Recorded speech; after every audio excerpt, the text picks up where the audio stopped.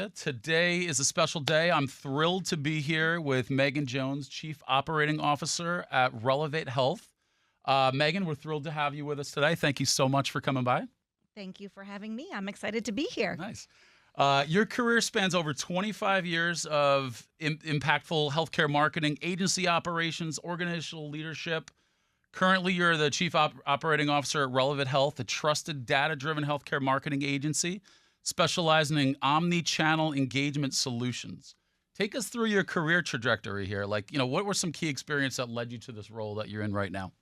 Great. Well, I started my career, as you said, over 25 years ago at a large healthcare agency in New York City here, which was great. I was there for about 10 years. Started there, actually, I was a summer intern in college, and then they hired me back after I graduated from college. And when I was young, I was super curious and excited to learn more and take on new experiences. And I was able to take on a lot of great experiences through those 10 years, including launching new brands and indications across many therapeutic areas. And then once I was there after about 10 years, I had an opportunity to work on the client side for 3 different pharmaceutical companies in contractor marketing roles, which was super fun because I got to see what it was like to be on the other side and see what a day in the life was for my clients. And also I got to manage agencies, so see what it was like to do that and learn what was good and what wasn't good. So after about 7 to 8 years of doing that, I decided I was ready to go back to the agency side. I really missed the agency vibe and the fast pace and the entrepreneurial and creative atmosphere. So I went back to the agency side.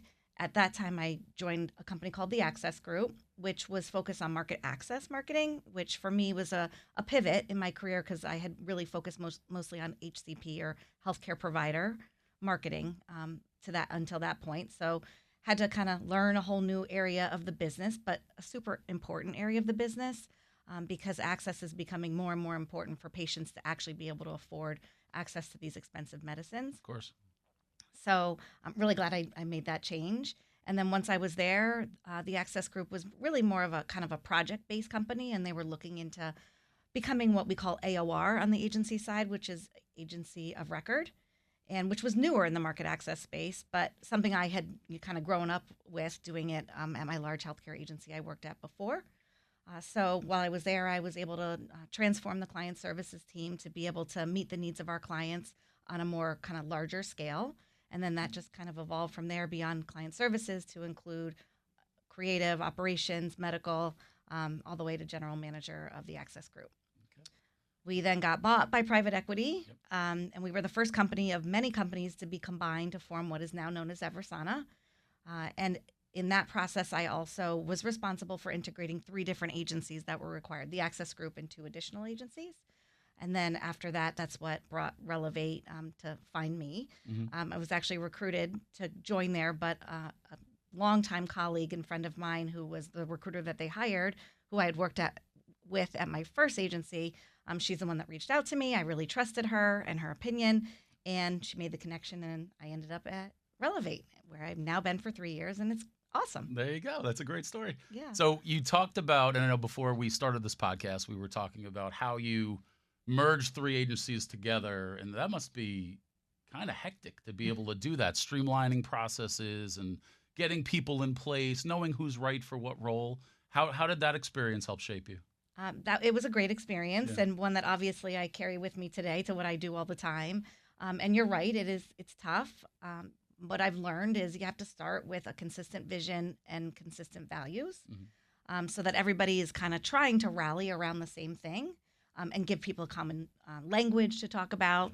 So having that sets the stage first. So culture really is number one driver in making a successful integration.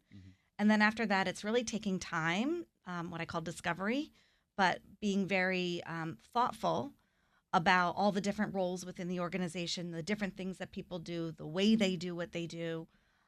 So really taking the time to do that right. Don't just, a lot of people want to just like jump in and like, okay, let's make one team. And it's like, no. Slow down, learn what everybody does. Because at the same time, we can't afford to take a beat off of doing the client work and hitting all of our deliverables and revenue. So we need to not rock the boat too fast. So between the common vision and values, and then going through a thoughtful discovery process. And then once all of the decisions are made, then it's really a matter of very clear communication to people about why the change and why the change will be good for them and what they'll benefit from so that they come along the ride with you. What a great approach. What a great approach. I wish more people had that strategy with it. I've seen the other side of it where it's just chaos and people are getting thrown in the roles where they're not qualified for, and things are, processes are broken, but that seems like the way to go. Yeah, it's true, because if people don't, if you try to force teams to work together that have different processes and different systems that don't talk to each other, it's just impossible for people to do their day-to-day job. Mm-hmm. So really being thoughtful about the people, the process, the systems that you enable them to do their jobs, all is part of the integration. That's great. I love it. So let's dive a little bit into Relevate Health a little bit more. I know it's a very client-centric approach that you guys take. I read recently, I think it was in 2024, it was about 92% of growth has come from existing clients that you've had. And in an organization, an agency, sales, whatever it is, that's your goal, is to please your client, make them come back to you, grow their accounts more. What are some secrets? What's your secret sauce to that? What are you guys doing that's different, that's helping get 92% of your clients returning? Yeah. Very impressive. And we are very proud of that. Yeah. And especially, as you mentioned, our top 20 clients, we have different goals that we have every year, but this year the theme of our goals is winning plays. And one of our winning plays is focused on being an indispensable partner for our clients. So we continue to keep that focus. Mm-hmm. As I mentioned, having a consistent and common vision, our vision and values. So our vision as an organization is to make sure that every communication to HCPs on behalf of our clients is relevant. And that's really what helps us then drive results for our clients. So we're able to make sure that all the information that we share with HCPs is personalized to them. Mm-hmm. And is based on what is really meaningful to those physicians, which they can then take that information to help them make better decisions for their patients, which then creates life-changing engagement for their patients. So we're also able to measure everything we do for our clients and show them that all of this engagement that we're helping them create, this personalized and relevant engagement, mm-hmm. we're able to then show increase in prescriptions, at the end of the day, return on their investment, which is what our clients are looking for. They want to make a mark. Without a doubt. And then looking at your website, I've seen the word omni-channel in so many places, which is great. In iHeart, we're kind of the same way. There's all these different touch points throughout. Tell us, what's a little different about your touch points with consumers throughout? Sure. So we call it our Omni Know-How, which is our new positioning over about a year now. Mm-hmm. But we were able to come to that based on the combination of several of the different acquisitions that we've made and the different engagement solutions that we've been able to add to our platform.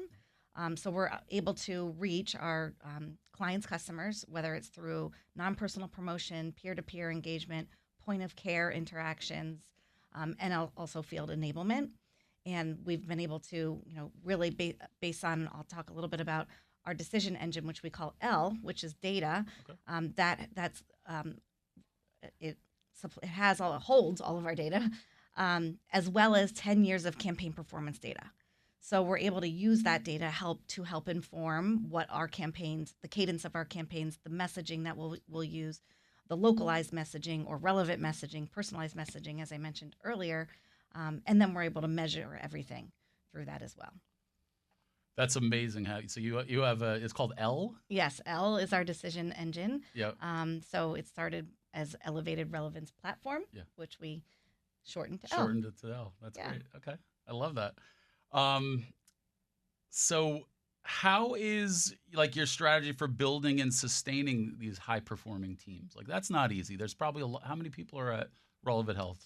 We have about 230 people. 230 right people. Now. Yep. What's your strategy behind that, between, keeping everybody on the same vision, getting everybody going down the same path, working together, collaboration? Yes, and it very much so in an agency environment is all about collaboration, because I always like to tell everybody not one person can do the job themselves. It takes many different people with many different skill sets to create what we create for our clients. Mm-hmm. So it's really making sure, back to the set mission, the set vision and values.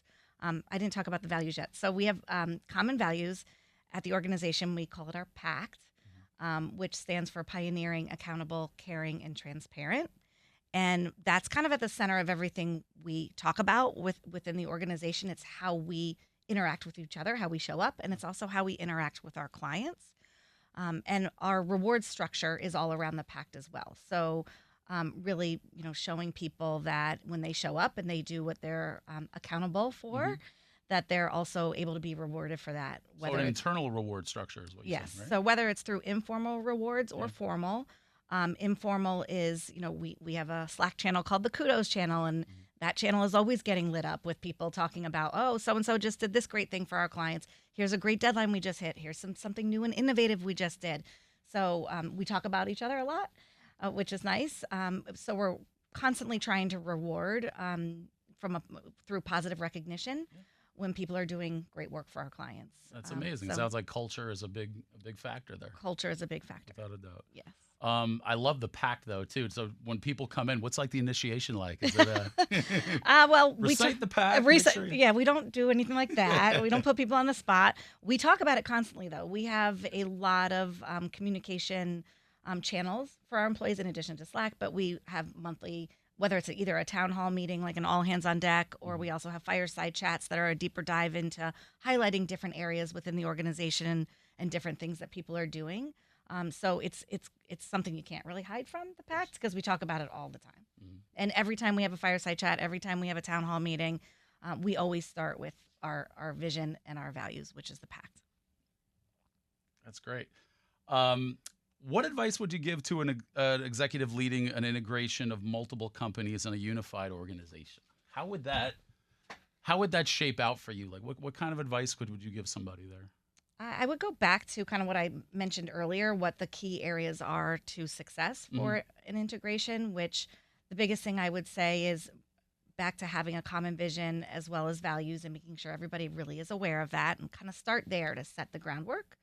And then don't rush, like take the time to do it right. And even if you have to leave the teams a little bit separate for a while, up to call it 6 months to a year, just while you're doing that discovery and learning about everything, because there's going to be best practices that you're going to take from each of the different organizations, and you want to pull those together. You don't want to come at it from your legacy company saying the way we do everything is best. You actually want to learn from the new companies that you've added, because the reason why you're adding them is they're bringing something to the table that you currently don't have, whether it's a new offering for a client, a new capability. So you need to learn from them and understand what they're doing and how they make their secret sauce, and then maybe take some of their best practices and apply it to the rest of the organization. So learning best practices is something I would point out. The other thing that I think we've done really well at Relevate is when we do have acquisitions is we try earlier on to have a more of a single customer facing team, because at the end of the day, we're trying to bring all of these offerings to the same clients.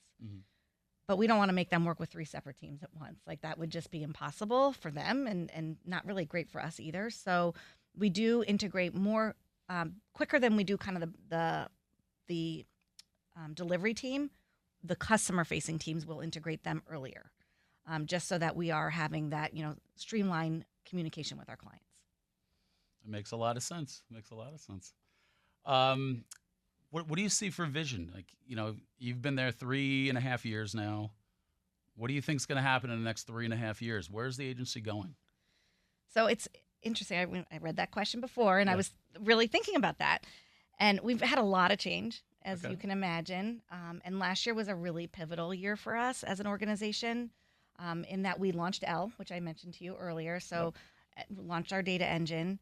We also launched about 6 new solutions, engagement solutions at the point of care focused on access and affordability for patients. So we launched those as well last year. And we made an acquisition. We now own a gaming company that focuses on creating deep engagements with HCPs through video games. So, and it's about like education then for helping educate for healthcare them professionals, right? For healthcare professionals, but in a different channel, right? Not in what we're all used to, but through video games. So, which we found creates much deeper engagements with the physicians. A lot more time they spend in a video game. So, that's been really cool for us. So this year is really kind of pulling that through. Like our vision stays the same, but how we do things may change, right? The kind of the landscape of healthcare Hmm. is changing, as we all know. There's a lot more, rare diseases, a lot more um, treatments that are coming available for rare diseases, and patients are also facing barriers to those treatments based on cost. So, again, us, being able to continue to have those personalized messages Hmm. to HCPs and continue with our relevant, making sure that every engagement and interaction is relevant for HCPs. That's still just as important today, but even more so important based on kind of the changing healthcare dynamics. Well, the spin you're taking with video games for healthcare professionals, like talk about relevancy. A Exactly. lot of people have grown up with that or whatever. It's probably such a great way to transfer the knowledge over to them. Yes. Yes. And they spend a lot more time than Yeah. they're looking at a banner ad Oh, of like, course. I'm in a sure. game. So, I'm sure that is so cool. I like that a lot.